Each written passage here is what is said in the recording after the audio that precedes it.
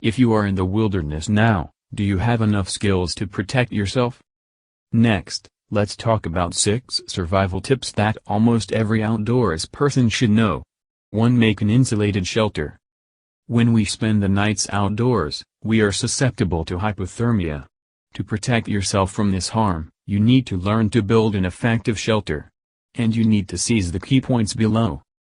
Build a shelter big enough to accommodate your body. Make a simple lean-to by making full use of available resources. For example, you might rest strong branches against a standing tree. Stack sticks close together. Progressively use smaller sticks to fill in those gaps. Cover the sticks with leaves, pine needles, moss, etc., to make a shade shelter. Sometimes, protection from heat is necessary. Therefore, you might dig several inches in the soil to uncover cooler ground, and use any available material such as leaves, barks, ponchos, or an emergency sleeping bag to cover one side. 3. Find clean water. Finding uncontaminated water is a survivor's holy grail. So you may try to collect and store rain or dew gathered on leaves, and it is better not to eat snow for water. Instead, melt it first. As well all know, absorbing water from snow can consume a high level of energy in our body.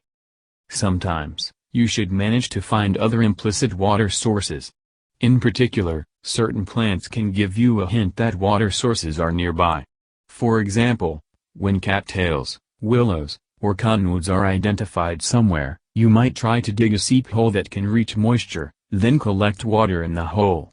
Sometimes, you need to think topographically. For example, rock outcropping is likely a place for water to accumulate.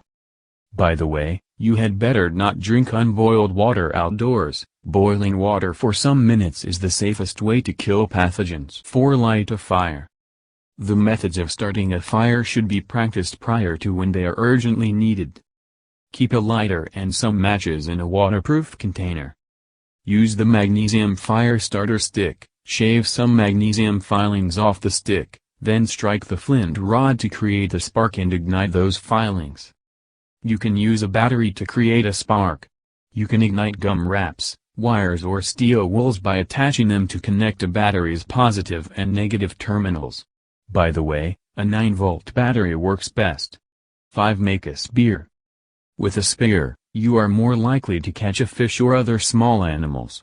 So you might select a long, straight stick, create a fork by splitting one end of the stick, separate the fork with a stone, wood wedge, then use a knife or a sharp rock to sharpen each fork. 6. Tie knots. It is essential for outdoor people to know common ways to tie a knot. And make sure you have known the 2 basic ways below. Bowline knot. This type of knot is very useful when you try to secure something to a rope. The tighter you pull on the line, the more stable the knot becomes. 2. Half hitches. Such a way is often used to tie a rope's end around an object. And this is particularly useful for building a shelter. The final word. To survive in the wilderness, you must master your attitude. Remember, a survival situation is never a time to panic. Only if you can focus on maintaining a proactive, positive attitude rather than be overcome by frustration and confusion, you will have more chances of surviving a difficult situation. Specifically, you should recognize those feelings that are not fact, inventory the resources that you have, develop a feasible plan, identify urgent, critical tasks that are required for survival. Many times, it is grit that differentiates a survivor from a non-survivor. Thank you for watching.